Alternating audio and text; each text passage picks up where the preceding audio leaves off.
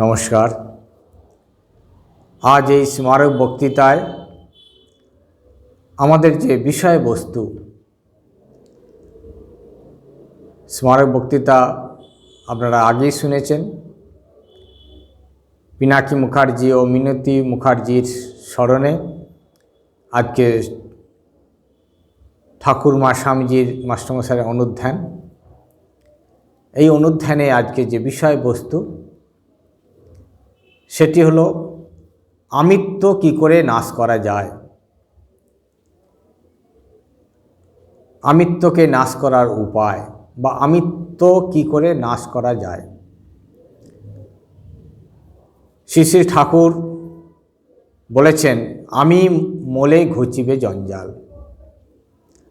কিন্তু প্রশ্ন হচ্ছে, এই আমিকে মারব কিভাবে, আমিকে নাশ করব কিভাবে। বাস্তবিক ঠাকুরের কথায় আমিকে নাশ করা যায় না, আমিকে নাশ করা সম্ভব নয়। উদাহরণ দিয়েছেন ঠাকুর যে অসত্য গাছ, যেমন তাকে আজকে কেটে ফেলো, আবার তার ফেংড়ি বেরোয়, যতই কাটো ততই ফেংড়ি বেরোয়, তাকে যেন শেষ করা যায় না। বারবার তাকে কেটেও সেটি নাশ করা সম্ভব নয়। সেই রকমই আমাদের যে আমি, এই আমিত্ব, তাকে নাশ করা সম্ভব, নাশ করা যায় না। তাহলে তার উপায় কি? তার উপায় হলো আমিকে ভুলে যাওয়া। আমিকে ভুলে যাওয়াই হলো আমিত্ব নাশ করা, অহং নাশ করা। এই অহং বা আমি, এই অহংকে নাশ করা যায় না, কিন্তু অহংকে ভোলা যায়। আমিকে ভোলা যায়, সেই আমিকে ভুলে যেতে হবে। ভুলে যাওয়াই হলো সাধনা। তা সেই ভুলে যাওয়ার সাধনা, সেটি আমাদের করতে হবে। ঠাকুর তার উদাহরণ দিয়েছেন যে কিভাবে নিজেকে ভুলে যাওয়া যায়, অর্থাৎ যে আমাকে, আমি আমার যেটি, এই আমাকে ভোলা, সেটি হলো ঠাকুর উদাহরণ দিয়েছেন যে একটা আরশোলা দিনরাত গোবরের পোকা চিন্তা করতে করতে সে আরশোলাটা গোবরের পোকায় পরিণত হয়, সম্পূর্ণরূপে তার পরিবর্তন হয়ে যায়। সে তখন আর আরশোলা থাকে না, এতই তন্ময় হয়ে যায় গোবরে পোকায় যে নিজেই কখন গোবরে পোকা হয়ে গেছে। সেই রকমভাবে এই ভগবানের চিন্তা করতে করতে তখন আর নিজের চিন্তা থাকে না, নিজের আমি থাকে না। তখন হয়ে যায় নাহং নাহং তুহু তুহু। ঠাকুর যেমন বারবার বলেছেন যে নাহং নাহং তুহু তুহু। এই তুহু তুহু যখন কারো হবে, তখনই সেটা আমিত্ব নাশ হবে, অর্থাৎ আমিকে তখন ভুলে যাবে। তো এই নিজেকে না ভেবে, নিজের কথা না ভেবে ভগবানের কথা, অপরের কথা, অপরের জন্যে সব সময় পরার্থে, ভগবান ঈশ্বরার্থে যা কিছু চিন্তা কাজ সব যেন ঈশ্বরার্থে হয়, তবেই আমরা আস্তে আস্তে আস্তে আস্তে আমরা একটা সময় আসবে যখন আর নিজের আমিত্ব কিছু থাকবে না। নিজের আমিত্ব তখন লোপ হয়ে যাবে, নাশ হবে না, সেটি মোড় ফিরে যাবে। ঠাকুর তাই বলেছেন যে আমি তো যাবে না, থাক শালা দাস আমি হয়ে। সেই আমিকে ভগবানের দাস, তিনি প্রভু, আমি দাস, সেই আমিতে ক্ষতি নেই। যে আমি দাস, আমি ভক্তের আমি, সেই আমি মানুষকে সৎপথে নিয়ে যায়। সেই আমি থেকে কখনো তার অমঙ্গল হয় না, ক্ষতি হয় না। তাই এই ভক্তের আমি, দাস আমি, এই ভাব করতে করতে তখন এই আমিত্ব ভুলে যায় মানুষ। এই আমি তখন আর বজ্জাত আমি থাকে না। ঠাকুর বলেছেন যে দাস আমি, ভক্তের আমি, সেই আমি হলো, সেই আমিতে কোনো দোষ হয় না, সেটি বজ্জাত আমি নয়। যেমন ঠাকুর উদাহরণ দিয়েছেন যে ভক্তি কামনা কামনার মধ্যে পড়ে না, হিংচে শাক শাকের মধ্যে পড়ে না, তেমনি ভক্তের আমি আমির মধ্যে পড়ে না, দাস আমি আমির মধ্যে পড়ে না। এই আমরা সব সময় যদি ভাবতে থাকি যে আমরা ভগবানের দাস, আমাদের প্রভু হলেন ভগবান ঈশ্বর, আমি প্রভু নই, বা আমি তার সেবক, আমি তার ভৃত্য, আমি তার সন্তান, তিনি মা, আমি সন্তান, তিনি প্রভু, আমি তার দাস সেবক।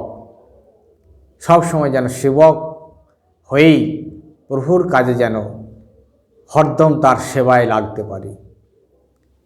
লাটু মহারাজকে বলেছিলেন ঠাকুর যে জাগে যোগে জেগে থাকবি, ঘুমের মধ্যে তাকে ডাকবি, কাজের মধ্যে তাকে ধরবি, কাজের ফাঁকে ফাঁকে ধরবি, আর হরদম তার সেবায় লাগবি। এই যদি আমাদের জীবন আমরা করতে পারি তাহলে নিজেকে ভুলে যাব, আমিত্ব তখন চলে যাবে, আমিত্বকে ভুলে যাব, নিজের আমি বিস্মরণ হয়ে যাবে। সেই আমি তখন আমি থাকবে না, তখন তুমি, তুহু তুহু, তুমিই সব, আমি কিছু নই। এইটি আমাদের জীবনের উদ্দেশ্য, যে আমিকে ভুলে যাওয়া, সেটি হবে আমিত্ব নাশ। নাহং নাহং তুহু তুহু।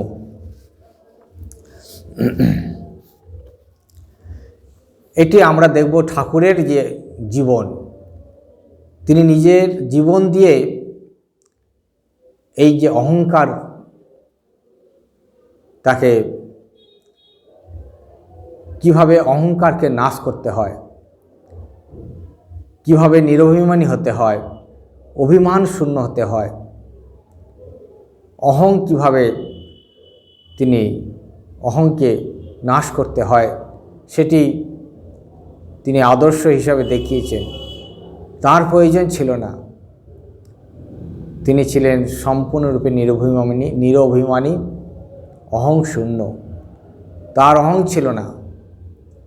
তাই ঠাকুর আমি বলতে পারতেন না, তিনি বলতেন এখানকার এই শরীরের আমি খুব কমই বলেছেন, খুব প্রয়োজন না হলে, খুব কখনো সখনো আমি তার মুখ দিয়ে বেরিয়েছে, কিন্তু বেশিরভাগ সময়ই এখানকার আমি কথাটাই তিনি বলতে পারতেন না, কারণ এটি হলো কাঁচা আমি। কাঁচা আমি, ঠাকুর বলেছেন কাঁচা আমি, সেই কাঁচা আমি হলো আমাদের অহং, আমাদের ক্ষতিকারক আমিত্ব, এটিকে ভুলতে হবে। আর পাকা আমি যখন হয় সেটি হলো ভগবানের আমি, সেটি তখন আর বজ্জাত আমি, বা সেই আমি তখন আর ক্ষতিকারক নয়, বা সেই আমিতে কোনো ক্ষতি হয় না, বন্ধন হয় না। পাকা আমি যখন হয়ে যায়, সেই পাকা আমি হলো ঈশ্বরের আমি, ভগবানের আমি, সেই আমি তখন আর তার ক্ষতি হয় না।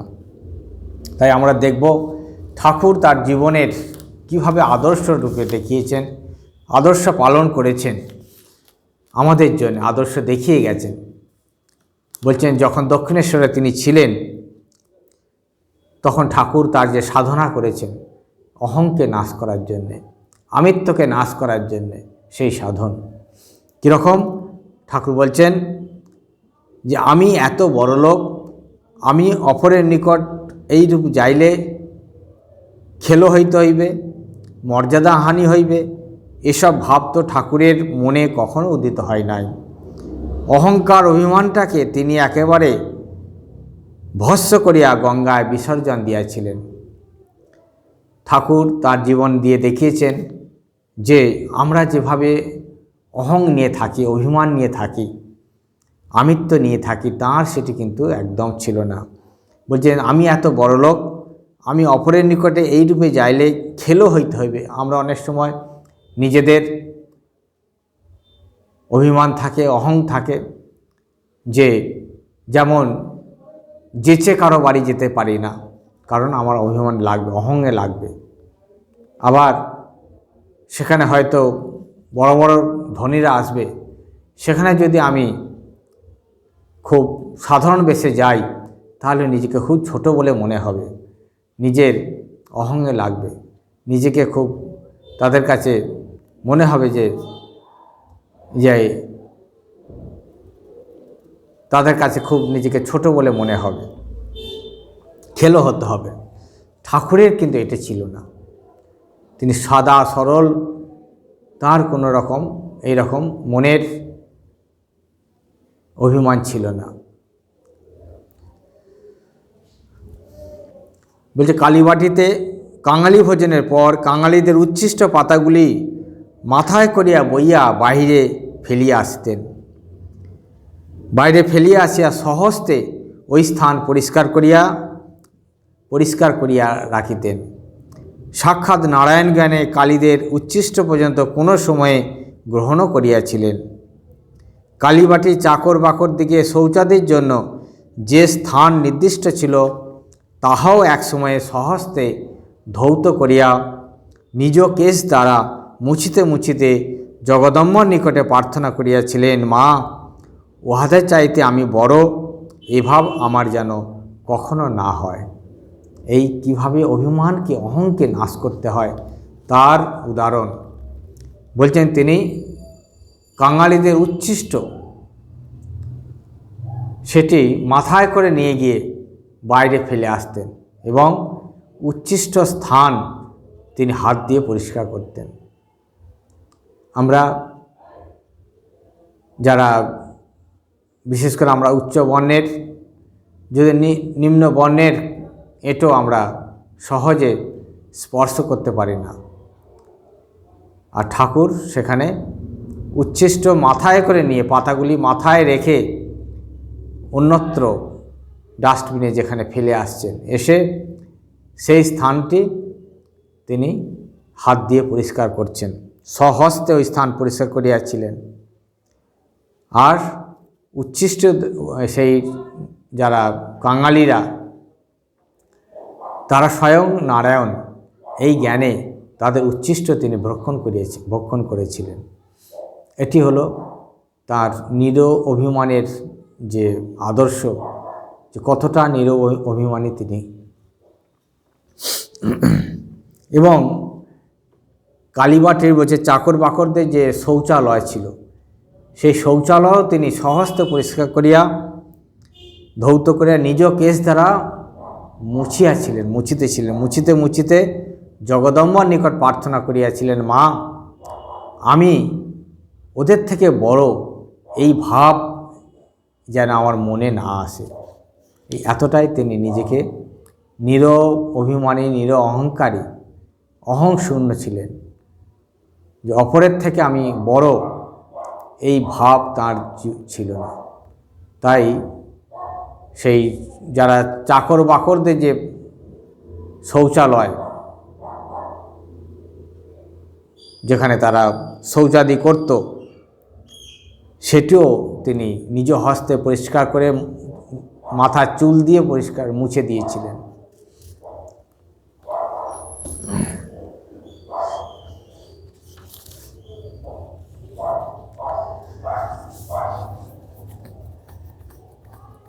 আরও দেখা যায় কতটাই তিনি নিরভিমানী ছিলেন।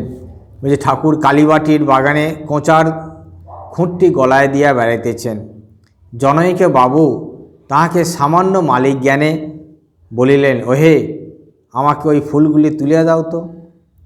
ঠাকুরও দ্বিরুক্তি না করিয়া তদ্রূপ করিয়া সেই স্থান হতে সরিয়া গেলেন।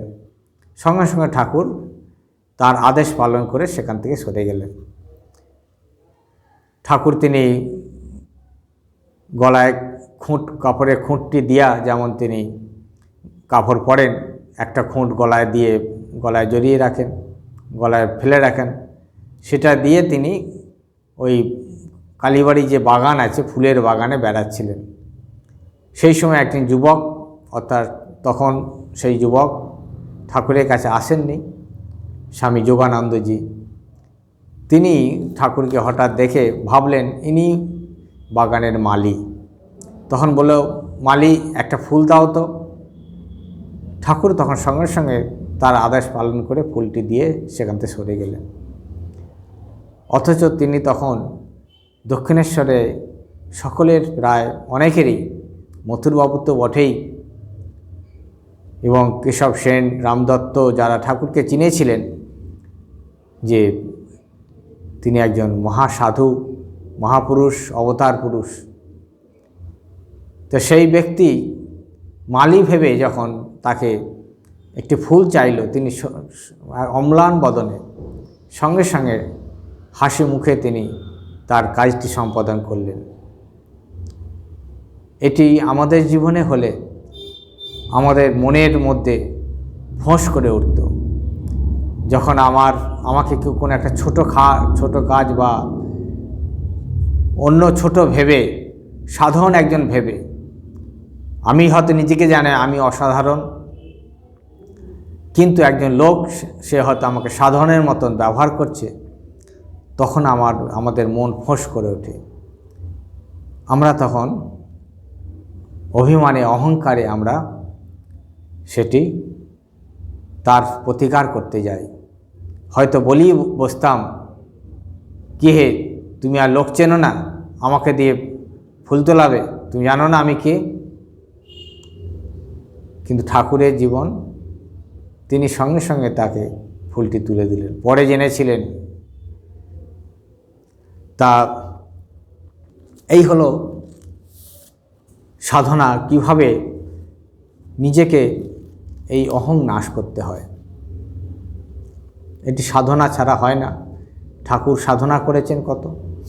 তারপর বলছেন, একবার মথুরবাবুর পুত্র তৈলক্যবাবু ভাগিনী হৃদয়কে তার দক্ষিণেশ্বর থেকে বিতাড়িত করলেন, বললেন তার এখানে থাকার আর যোগ্যতা নয়, তাকে এখানে থাকতে দেওয়া হবে না। হয়তো ঠাকুরের কথাও তিনি ভুল করে হয়তো বলেছিলেন, ঠাকুরের কানেও সেটি গিয়েছিল। সঙ্গে সঙ্গে ঠাকুরও গামছা কাঁধে বেরিয়ে পড়লেন। যখন জানতে বললেন ঠাকুর বেরিয়ে যাচ্ছেন, সঙ্গে সঙ্গে তিনি ছুটে এলেন, না আপনাকে আমি বলিনি, আপনাকে যেতে হবে না, আপনি কেন যাবেন? তখন আবার ঠাকুর সঙ্গে সঙ্গে আবার ফিরে এলেন, একদম বালকের মতন। যখন শুনেছেন বেরিয়ে যেতে হবে, সঙ্গে সঙ্গে বেরিয়ে যাচ্ছেন। আবার যখন বললেন না আপনাকে যেতে হবে না, আবার ফিরে এলেন। কোনো অহংকার নেই। এই বালকের মতন হতে হবে, বালকের মতো সরল হতে হবে।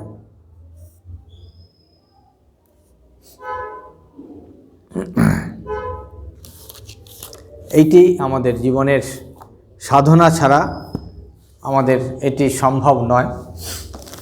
তাই এই আমাদের সাধন ভজন করতে হবে, একটাই হবে, যেটি শিশুর মতো সরল হতে হবে। যখন আমরা শিশুর মতো সরল হতে পারব, তখনই আমাদের এই আমিত্ব নাশ হবে, বা এই আমিত্বকে আমরা ভুলতে পারব। যেমন ছোট ছেলের আমি, সেই আমিতে কোনো বয়স নেই, সে আমিতে কোনো আঁট নেই। ছোট ছেলের আমি, সেটি বলতো যতক্ষণ, ছাড়তো ততক্ষণ। তাই আমাদের জীবন হবে ছোট্ট শিশুর মতন যে সরল মন, অর্থাৎ শুদ্ধ মন।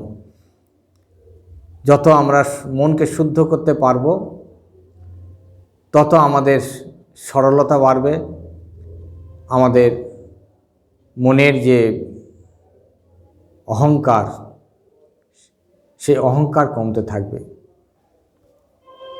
অবিদ্যা কমতে থাকবে, মলিনতা কমতে থাকবে। আমাদের জীবনের যে যার যত এই মলিনতা রয়েছে, রজ তমগুণের ভাব যত বেশি আছে, রজগুণী তমগুণী,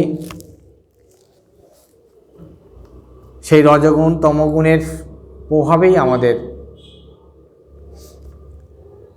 এই যেটি আমাদের অহংকার বা মলিনতা, মনের অশুদ্ধতা, তাই আমাদের এই রজগুণ আর তমগুণকে কমাতে হবে, তবেই আমাদের এই অহং বা আমিত্ব সেটাও কমবে। তার উপায় হলো, প্রধান একটা উপায় হলো ভগবানের চিন্তা, ভগবানের নাম গুণগান। ভগবানের নাম গুণগান আমরা যত করব, ভগবানকে যত স্মরণ করব, ততই আমাদের ভিতর থেকে পরিবর্তন হবে। যেমন একটা আরশোলা গোবরে পোকাকে চিন্তা করতে করতে সে গোবরে পোকা হয়ে যায়, সেই রকম আমরাও যখন ভগবানকে চিন্তা করব, যত ভগবানের চিন্তা করব, তত ভগবানের গুণ আমাদের মধ্যে আসবে, ভগবানের সত্তা আমাদের মধ্যে আসবে, ভিতর থেকে আমরাও পরিবর্তন হব। তাই যেমন ভগবান তিনি সরল শিশু, অপাপবিদ্ধম, তার মধ্যে কোনো রকম মলিনতা নেই, কেবল সত্যগুণের আধিক্য। অর্থাৎ যখন তিনি অবতার হন, যখন অবতার হয়ে আসেন ভগবান, তখন তিনি সত্যগুণকে আশ্রয় করে আসেন। কেবল সত্যগুণেরই সেখানে প্রাধান্য, রজতমগুণ সেখানে প্রায় থাকে না, নেই। সত্যগুণকে আশ্রয় করে ভগবান অবতীর্ণ হন। তাই এই ভগবানের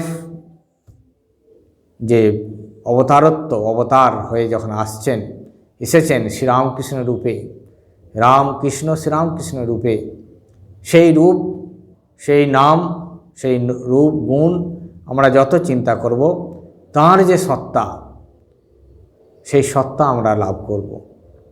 অর্থাৎ সাত্ত্বিক স্বভাব, আমরাও সত্যগুণের আধিক্য আমাদের বাড়বে, তমগুণ রজগুণ আমাদের কমবে।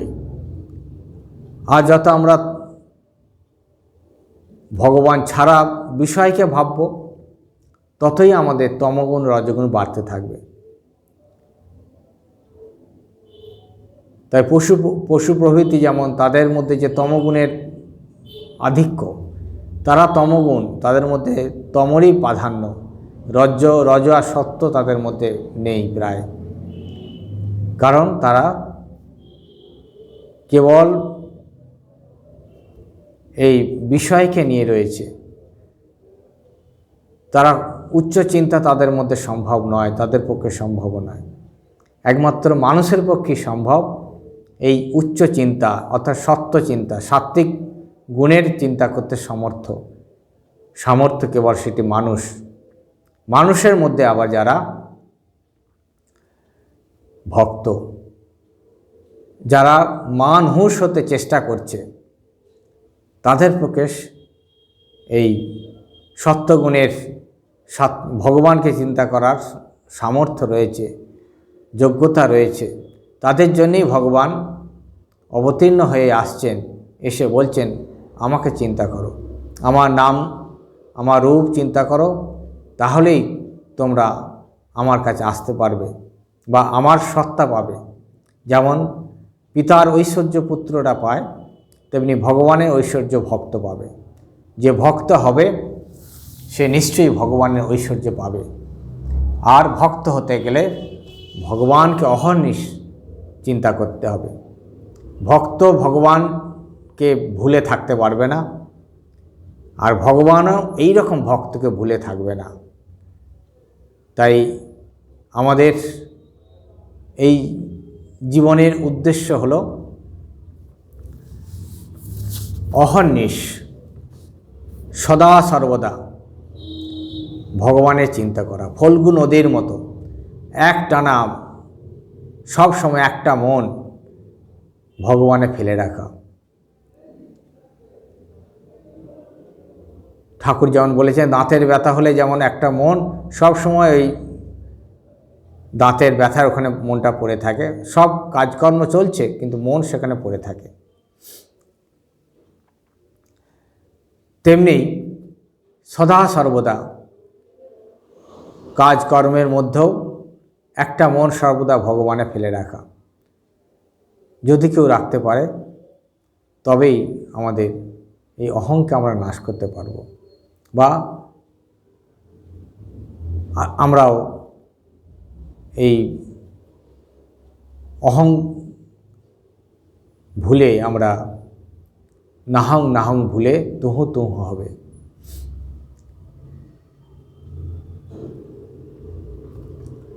তাই আমাদের ঠাকুরের যে আদর্শ পথ, যে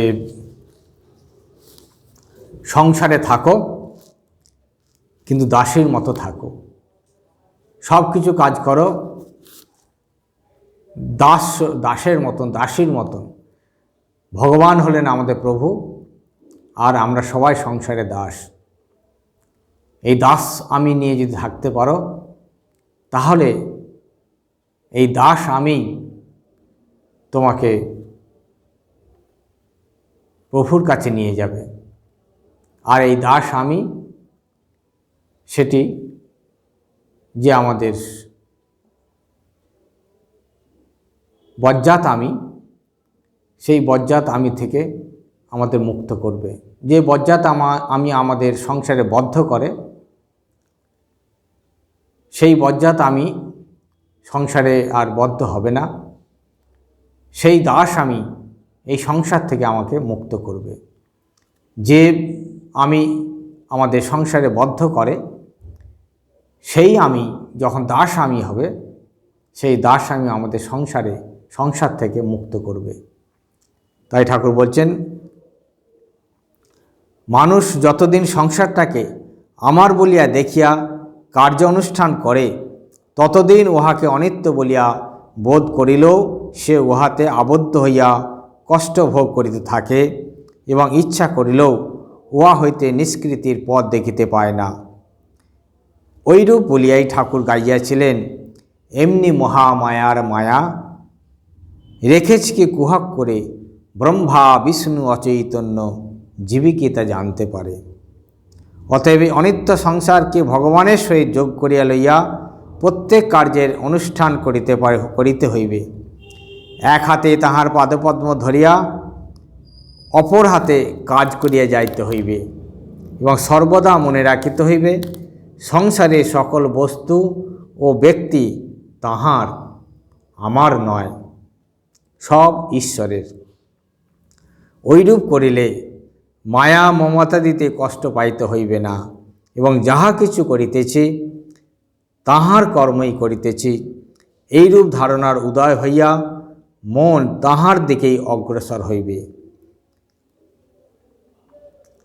পূর্বোক্ত কথাগুলি বুঝাইতে ঠাকুর আবার গাইলেন, মন রে কিসে কাজ যেন না,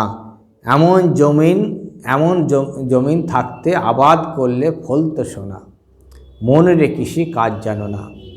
ভগবান আমাদের এই জমিন দিয়েছেন, এখানে যদি আমরা ফসল ফলাই, অর্থাৎ আমাদের শরীর দিয়েছেন, মন দিয়েছেন, কেবল সেই মন দিয়ে ভগবানের চিন্তা করা। হাত দিয়েছেন ভগবানের সেবা করার জন্যে, পা দিয়েছেন ভগবানের তীর্থে তীর্থে গমন করার জন্যে, আর মন দিয়েছেন ভগবানের নাম স্মরণ করার জন্যে, মুখ দিয়েছেন ভগবানের কথা বলার জন্যে। এইটি যদি আমরা করতে পারি, তাহলে সোনা ফলবে। অর্থাৎ এই শরীরের মধ্যেই যে রতন রয়েছে, আসল শরীর রয়েছে, সেই রতন আমরা পাব। বলছেন যে ওইরূপে ঈশ্বরকে আশ্রয় করিয়া সংসার করিলে ক্রমে ধারণা হইবে, সংসারে সকল বস্তু ও ব্যক্তি তাহারই অংশ, ঈশ্বরেরই অংশ। তখন সাধক পিতামাতাকে ঈশ্বরীয় জ্ঞানে সেবা করবে। পুত্র কন্যার ভিতর বালগোপাল ও শ্রী শ্রী জগদম্বার প্রকাশ দেখিবে। অপর সকলকে নারায়ণের অংশ জ্ঞান করিয়া শ্রদ্ধা ভক্তির সহিত ব্যবহার করিবে। ঐরূপ ভাব লইয়া যিনি সংসার করেন তিনিই আদর্শ সংসারী, এবং তাহার মন হইতে মৃত্যু ভয় এককালে চলিয়া গিয়া সংসার হইতে চিরমুক্ত হইয়া যাইবে। ঐরূপ ব্যক্তি বিরল হইলেও একেবারে যে নেই, একেবারে যে দেখিতে পাওয়া যায় না তাও নয়। সংসারে এইরকম মানুষ, এইরকম আদর্শ গৃহও রয়েছেন, আদর্শ সন্ন্যাসীও রয়েছেন।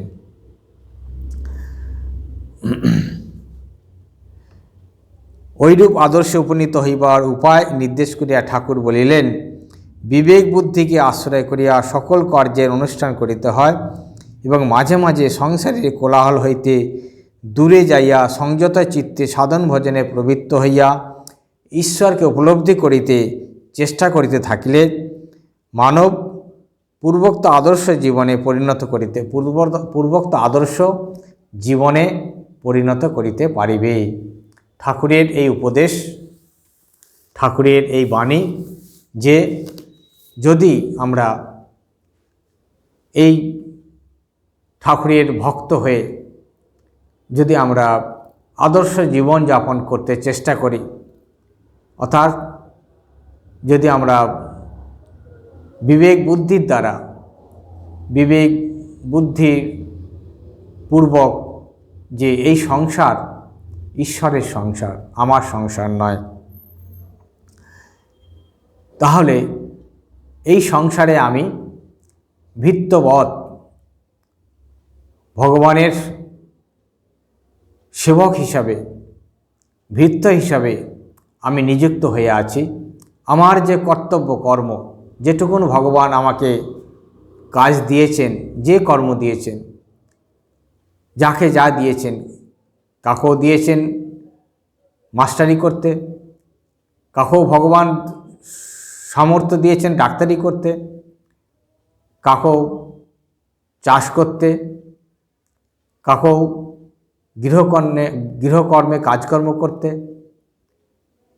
যাকে যেই কাজে ভগবান নিযুক্ত করুক না কেন, সবটাই ভগবানের কাজ ভেবে যদি আমরা সেভাবে করতে পারি, প্রত্যেকে নিজ নিজ কর্তব্য কর্ম।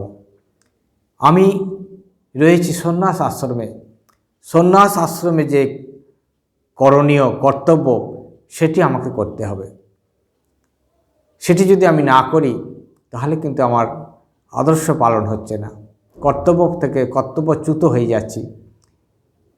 আবার যিনি গৃহস্থ আশ্রমে রয়েছেন, সেই আশ্রমের যে কর্তব্য কর্ম, সেই কর্তব্য তাকে যথাযথ পালন করতে হবে, যে সেটিও ভগবানই তাকে দিয়েছেন এই গৃহস্থ আশ্রমে কর্তব্য কর্ম করার জন্য। সেটি যদি নিষ্ঠার সাথে তার কর্তব্য সাধ্যমতো করার চেষ্টা করে, সেটিই হবে তার জীবনের আদর্শ, এবং সেটির দ্বারাই সে ভগবানের যথার্থ সেবক হয়ে, যথার্থ ভক্ত হয়ে ভগবানের সত্তা অনুভব করতে পারবে, ভগবানের স্বরূপতা লাভ করবে, বা ভগবানের যে গুণ তার মধ্যে প্রবিষ্ট হবে। ভগবানকে সে ধরতে পারবে, ভগবানের স্পর্শ অনুভব করতে পারবে। কারণ এইটি করতে করতে আমাদের আমিত্ব চলে যাবে। আমিত্ব নাশ হয় না, কিন্তু আমিত্ব ভুলে যায় মানুষ। সেই দাস আমি তখন আর, সেই বজ্জাত আমি আর থাকে না, দাস আমি তখন ভগবানের আমি হয়ে যায়, আর ভগবানের সাথে তখন একাত্ম হয়ে যায়, আর নিজস্ব বলে কিছু থাকে না। ভগবত চিন্তায় তখন নিজেকে ভুলে ভগবানের সাথে একাত্ম হয়ে যান। তখনই হয় না হং না হং তুহু তুহু। তাই ঠাকুর বললেন যে যারা যদি যে যেখানে রয়েছে সেখান থেকে ঈশ্বরকে সাধনা করুক, ঈশ্বরকে ধরে থাকুক, কারণ এটি হলো ঈশ্বরের সংসার, ভগবানের সংসার। প্রথমেই এটা আমাদের দৃঢ় ধারণায় এটিকে মনের মধ্যে গেঁথে নিতে হবে যে এইটি কিন্তু ভগবানের সংসার, ঠাকুরের সংসার। সুতরাং এই যে আমার করি, আমি করি, সেটি কিন্তু সত্য নয়। এটা আমার সংসার নয়, এটি ভগবানের সংসার। এই আমার সংসার করে করেই আমরা আমাদের আমিত্বকে আরও বাড়িয়ে ফেলি। তাই সবসময় এটি আমাদের ভাবতে হবে যে এটি ভগবানের সংসার, এই বিশ্ব সংসার ভগবানের। আর এই ভগবানের সংসারে ভগবান তোমাকে যে ছোট্ট একটি কর্তব্য কর্ম দিয়েছেন সেটি যথাযথ পালন করার চেষ্টা করা।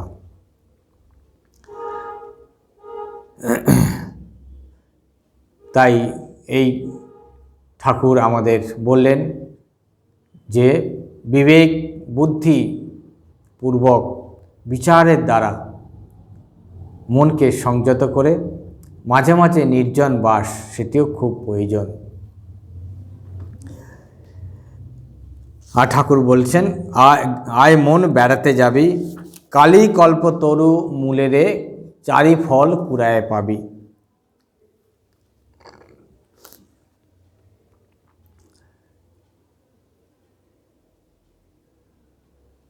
চারি ফল অর্থাৎ ধর্ম, অর্থ, কাম, মোক্ষ। এই ভগবানের সংসারে ভগবান হলেন আমাদের কল্পতরু বৃক্ষ। তার কাছে যখন আমরা পৌঁছাব তখন এই চারটি ফল তিনি সব সময় বিতরণ করছেন, ধর্ম, অর্থ, কাম, মোক্ষ। যার যেটি প্রয়োজন হবে সেটি সে কুড়িয়ে লবে। ধর্ম রয়েছে, অর্থ রয়েছে, কাম রয়েছে, মোক্ষ রয়েছে ভগবানের এই সংসারে। ভগবানরূপ বৃক্ষের মূলে যখন আমরা ভগবানের বৃক্ষ মূলে পৌঁছাবো, ভগবানের কাছে যখন যাব, তখন এই চারটি ফল সেখানে আমরা দেখতে পাব। যার যেটি পছন্দ, কেউ ধর্ম নেবে, কেউ অর্থ নেবে, কেউ কাম নেবে, কেউ মোক্ষ নেবে। যার যেটি রুচি, রুচি ভেদে। ঠাকুর বলেছেন আমাদের প্রত্যেকের রুচি ভিন্ন ভিন্ন। মা জানেন কার কি রুচি, কার কি যোগ্যতা। তাই চারটে ফল তিনি রেখে দেন, একটা ফল তিনি রাখেন না। একটা ফল রাখলে রুচি ভেদ হলে তখন আর যার সেই রুচি হবে না, বা সামর্থ্য যার নেই, মোক্ষ সামর্থ্য যার হয়নি, সে মোক্ষ নিতে পারবে না, ধারণা করতে পারবে না। তাই সবার জন্য তিনি ব্যবস্থা করে রেখেছেন কিনা, ধর্ম, অর্থ। যে হয়তো অর্থ চাইছে, তার প্রয়োজন এখন অর্থ, ভগবান তাকে বলে ঠিক আছে তুই অর্থ নে।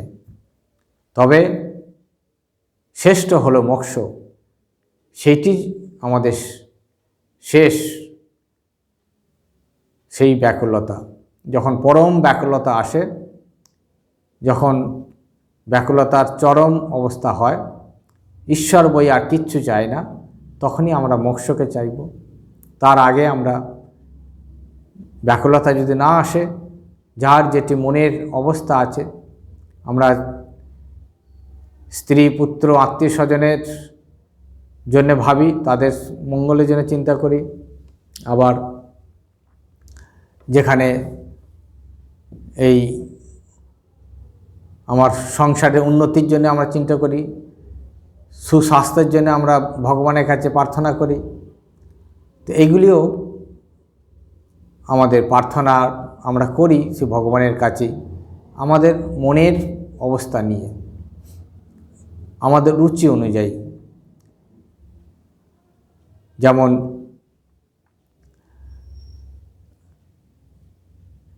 যে সবার তো একরকম যোগ্যতা বা রুচি হয় না।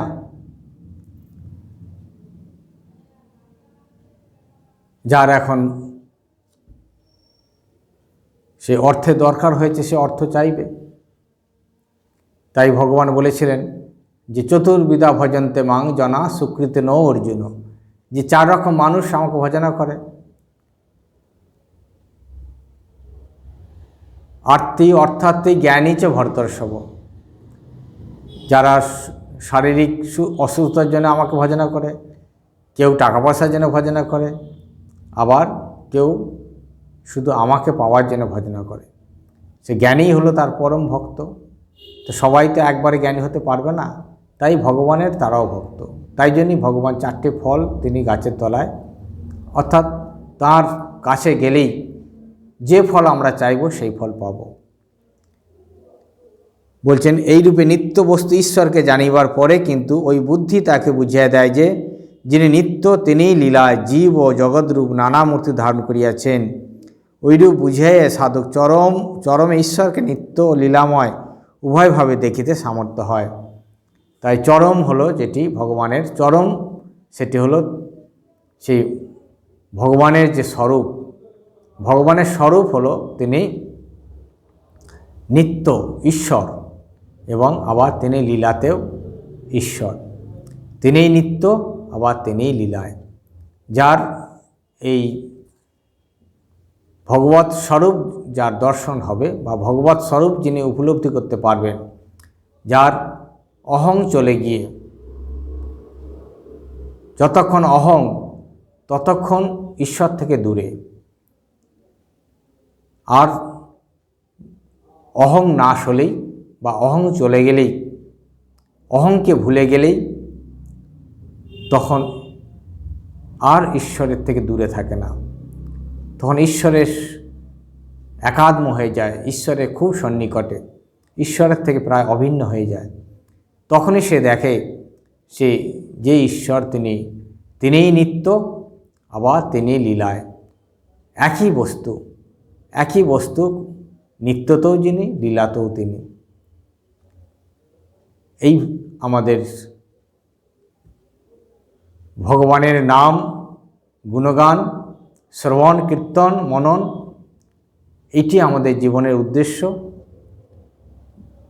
অহর্নিশ যতটা পারব আমাদের সামর্থ্য অনুযায়ী ভগবত চিন্তন দ্বারা আমাদের চিত্তকে শুদ্ধ করে আমাদের এই অহংকে বিলিয়ে দেওয়া, অর্থাৎ অহংকে ভগবানের সাথে একাত্ম করে দেয়া। আর এই অহং যখন অহং চলে যাবে, অর্থাৎ অহং যখন আর আমিত্ব ভুলে গিয়ে ঈশ্বরত্ব যখন হবে, জীবত্বই হলো অহং। এই জীবত্ব ভাব যখন চলে যাবে তখন কেবল থাকবে ঈশ্বরত্ব, ঈশ্বর। সেটি হবে আমাদের জীবনের চরম লক্ষ্য। আমরা ঠাকুর মা স্বামীজি মাস্টারমশাই চরণে প্রণাম নিবেদন করি। আমরা যেন ঠাকুর মা স্বামীজিকে সদা সর্বদা স্মরণ মনন করতে পারি এবং আমাদের এই অহং যেন মাথা চারা দিয়ে না উঠতে পারে। সেটি যেন আমাদের অহংটা যেন ঠাকুরের সাথে একাত্ম হয়ে নাহং হয়ে তুহুতে পরিণত হয়। ওম শান্তি শান্তি শান্তি। হরি ওম তৎসৎ। শ্রীরামকৃষ্ণার্পণমস্তু।